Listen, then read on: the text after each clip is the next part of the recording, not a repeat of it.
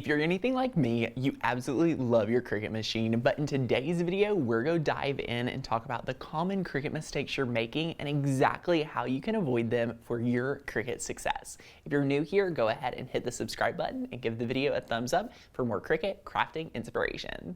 Here at Makers Gonna Learn, we're constantly getting emails inside of our customer care inbox, in the comments of our videos, and this is one of the biggest, largest mistakes people are making with their Cricut. And let me tell you exactly what it is. It is everyone at home trying to do things themselves. We will get emails constantly talking about how, hey Tanner and team, the Cricut is turned red. I have no idea what to do. I've tried everything. Do you guys have any tips or tricks? And where we tell you to go, number one, before you even waste any blood, sweat, or tears, is to pick up the phone and call Cricut customer support. I am so serious right now. Cricut has hands down some of the best customer care that is able to troubleshoot the Cricut for you. Why in the world would we put ourselves through the ringer of trying things, testing things, almost to tears, instead of just getting the support that they've already established and made available to you at Cricut member support? I will tell you from the interactions I've had with the Cricut team, they make $0 on the manufacturing and the distribution of their Cricut machines. The reason why is they invest so much money in supporting every single Cricut user in their journey with Cricut. Supporting the customer care journey for Cricut is really expensive. So when you know that, Cricut has put so much money into supporting us to make sure that we have the best success. There's no reason that we need to wait around, that we need to put the Cricut away when it's not working properly. We just need to get out the phone, we need to get online and get support over at Cricut customer support. I'm gonna make sure we put some links to where to go or the phone number you can call to get help with your Cricut anytime that it's acting up. I think it's so important that we're using the proper mat. There's 4 different Cricut mats you can choose from, and it goes from standard grip, light grip, fabric grip, and strong grip. I see people constantly trying to cut cardstock, for example, on a purple strong grip mat. And let me tell you, my friends, if you're not getting good results, there's a reason why. For example, when you put cardstock on a really strong grip mat, there's no way it's going to be able to be peeled up without curling your cardstock. So even if your Cricut makes the best cut possible, you're still going to have far subpar results, which is not what we're looking for. So out of the 4 different mats, we really want to encourage you to use which mat is best for the project. So I'm gonna go over just a couple of different material I would use for each individual mat. All right, so let's start with the green and the blue mat. Now, if you are a new Cricut user, these 2 mats right here are going to be your best friend. I use these about 80% of the time, and honestly, they're pretty interchangeable. Okay, I find myself gravitating to this light grip mat, the light blue, so often because it's so versatile. It's great for vinyl, it's great for heat transfer vinyl, it's great for cardstock, and those are some of the main things that I use, which is really, really nice. Now coming up with the awesome standard grip mat, this is just an overall great mat to have. And this is where I kind of stretch the limits of any mat. It would be with the standard grip. It's kind of the perfect meet in the middle between your strong grip mat and a light grip mat. So this is pretty average run of the mill. If I could only have one mat, it would probably have to be the standard grip. And what I want to tell you is that as you work with the standard grip mat, it will become more like a light grip mat. But you can always, for example, cutting chipboard, cutting faux leather, anything like that that needs a little extra tack sometimes, you can use masking tape, painter's tape, just to help the corners stay down. And in my experience, this has been a great way to get the longest longevity out of a standard grip mat. All right, so 80% of the time, you'll see Makers Gonna Learn pulling from one of these 2 mats. Next up, you have the fabric grip mat. The fabric grip mat is really designed for Cricut makers. So if you have adaptive tools, if you have the rotary blade, this mat right here is really important for you to have when you are cutting things like burlap, any type of fabrics, felts, things like that. And let me tell you, out of all the Cricut mats, this one is the one that needs the most attention and the utmost care. I am constantly cleaning my fabric grip mats, and I'm constantly feeling like I'm not getting the largest and fullest value out of the machine. So within that, one of our next common mistakes you'll see is a great hack to do with a fabric grip mat. All right, stay tuned for that, but this is really, really good to have on hand for any of the Cricut Maker series and those adaptive tools. All right, next up is the strong grip mat, and this mat right here is a really solid mat. This is strong. Y'all, if you've never had a strong grip mat and you're wanting to spend some time this year exploring new materials, working with engraving, all sorts of different things you could do that are definitely more advanced. If anyone is taking our Maker University course, chances are you'll probably need a strong grip mat. So just go ahead and stock up on one or two. I love them, but they're strong. Do not use this for heat transfer vinyl. Do not use this for cardstock. Do not use this for vinyl. It will literally sometimes rip the backing off of your vinyl. They're like, just don't do it, okay? So be sure to use it just for the projects deemed necessary. And if you're a Makers to Learn member, we have a reference guide breaking down exactly what mat to use for hundreds of different materials that can help you with your Cricut success. Another common mistake we see people making is that they feel like they have to use Cricut brand mats. And what I want to tell you, my friend, is that is just not true. It's not the case, and we here at Makers Gonna Learn, after testing literally every mat we could find on the market, we have really enjoyed the quality and the similarities with the Nikapa mats compared to the Cricut brand mats. And you may say, Tanner, why the difference? Why would you go Nikapa versus Cricut? I have no problems with the Cricut mats, but here's the one thing I can tell you that is the difference between a Cricut brand mat and the Nikapa mat that really helps shift things for me. And that is when I'm wanting to use a Cricut brand mat, I feel like I can only stock up on them when they're on sale, right? Has to be a really good sell to justify me stocking up on some.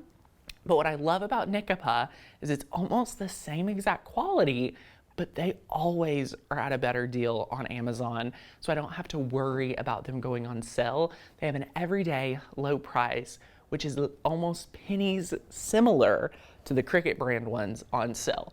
So with that information, you may say, you know what, I'm just gonna stock up on Cricut brand mats when they go on sale. It's easy for me. Or hey, I'm just gonna go to Amazon, stress-free, order the mats when I need it. Moving right along, but still in the realm of Cricut mats. Y'all, stop throwing away your Cricut mats, okay? All you need to do is not even take your Cricut mats to the sink. Let me be the one to tell you, I have tried cleaning my Cricut mats every way possible. I've used products from the Dollar Tree. I've used the Dawn dish soap. I have made a mess in my kitchen cleaning my Cricut mats. And y'all, there's a better way, okay? Stop throwing your Cricut mats away. I want to prescribe you to clean your mats at least 2 times, all right? You can clean your Cricut mat up to 2 times before any reason to toss them, all right? And here is the little fact that you need to know about. It is the best, the easiest, the simplest way to clean your Cricut mats is with a baby wipe. Seriously, this is all you're going to do. You're gonna take a baby wipe out, you're going to start up in the top corner, and you're gonna rub in circles, and you're gonna notice as you're going through cleaning off the Cricut mat that all the debris is going to come off, and what you'll notice that is under this debris is the tack, is the stickiness of the Cricut mat. Seriously, I can clean an entire mat within 3 to 5 minutes. I completely mess-free. I didn't have to go to the kitchen, nothing like that, and you're gonna have great success. So the next time you're at the Dollar Tree, Walmart, Target, pick up an extra thing of baby wipes, keep them right by your craft table, and have them when you're ready to go. I promise you, you will save so much money compared to constantly tossing those actually really nice Cricut mats that you just need to clean. All right, this next one is a common mistake that honestly happened to me. Y'all, you're never going to believe this one, I don't think, but I have to tell you the story, and honestly, it may shock you. All right, I got obsessed with Cricut really quickly, and I fell in love with heat transfer vinyl. And then I would try to expand my palette and array to use more vinyl projects, things like that. But I started realizing that vinyl was not cutting right for me, or I wasn't able to do it without having a craft fail over and over. And I started investigating why that was. And y'all, you will never believe this one hack changed my entire experience with vinyl. And that is all you need to do, and all you should be doing after you cut an image with your Cricut vinyl or any vinyl on your Cricut, you need to burnish it. All right, this 1 second, super simple shift in my process gave me endless amounts of results. All right, I went from having a craft fail or struggling with my relationship to vinyl to being in love and obsessed with cutting vinyl on my Cricut just by making this one shift. And again, it is just burnishing the vinyl down. Let's talk about why that is and why this happens. So when you're cutting on your Cricut, the blade is literally cutting the vinyl, but what's happening is the vinyl is actually coming off the carrier sheet a little bit. Even if you can't tell or notice, it's been, cut and there's just a lot happening to it. So therefore, the vinyl is already accustomed to being off the carrier sheet. Well, when we think about that and take it into consideration, as we go to weed, all right, we're going to weed, and I will say I was weeding like I always do on a Cricut mat before when I wasn't burnishing, and I still wasn't getting good results. So think about that. You've just freshly did a Cricut cut, now you're starting to weed. What was happening to me was I would be starting to weed, and all these pieces that should be staying down were coming up. And if the images and the little circles and little dots and all the little, things and the apostrophes and the commas, if you start having all of those coming up, that's going to cause you to be very upset. And if that's happened to you, I just want to let you know it's happened to me too. It's a common Cricut mistake we're all making, okay? So all you need to do is burnish with an old gift card, with a regular burnishing tool, a brayer. Honestly, y'all, whatever you have, you just need to burnish that vinyl down, and then you need to weed your vinyl. It is a game changer. It is a huge shift for me when I started burnishing that vinyl down, and I started getting amazing results when I was able to do that. And I fell in love with vinyl again. So if you have been having a tough relationship with vinyl, I just want to encourage you to start burnishing it down and give it another shot. I have friends constantly asking me, Tanner, how can I get the most out of my projects? How in the world can these projects last me a lifetime? And my friends, what I want to start off by saying is it depends on the relationship between the tack of your vinyl to your blank. And as we adventured this and explored this year after year with our Cricut journey, we found the number one thing people were not doing, and they were not cleaning their Cricut blanks. They were not cleaning it, they were smudged, they had fingerprints, and all of that. And what happens when you have a blank that is not truly clean, that is not ready, it is not ready for adhesive. So what happens is over time, it's not actually attached to the blank, but what's happening is it's attached to the smudges, the imprints, the anything like that that's not truly a clean surface. But luckily, we have everything you need. All you need to do is pull out some rubbing alcohol. Bonus points if you get the nail polish remover pump from the Dollar Tree for $1.25. This is go load up your rubbing alcohol. You'll be able to take a piece of paper towel, 1-2 pumps, clean off your Cricut blank, and you're gonna be good to go. This thing has totally changed the way I Cricut craft. And let me tell on myself for a second, all right? How you'll find out this is working and possibly working too well is that, y'all, when you clean your Cricut blank like this, let me tell you, you are going to have one shot. You're not gonna have a shot and a half, you're gonna have one shot to apply your Cricut vinyl onto the Cricut blank. Because after you've cleaned it with rubbing alcohol, you're going to see and feel such a difference to the vinyl just sticking down to your surface, to your blank, whether it's a chalkboard, dry erase, glass, anything like that, any surface like that that you are able to clean off, you're going to notice you have one shot. For better or for worse, you have one opportunity, but that, my friends, is how you're going to get a great result and have long-lasting Cricut projects. All right, this last one, if you're a fan of the Makers Gonna Learn YouTube channel, and if you're not, go ahead and hit the subscribe button, but this one we use all the time. So here's what I wanna show you. Over in Design Space, if you are working, say, with a 12 by 12 picture frame, or a 12 by 12 blank, or any sort of blank, this is what we recommend you do, is bring that shape of whatever you're working with into Design Space. So for example, say you're working with a 12-inch by 12-inch square, you are going to want to bring a square in, you're going to want to change that size to 12-inch by 12-inch, and now it's like you've brought your project into Design Space.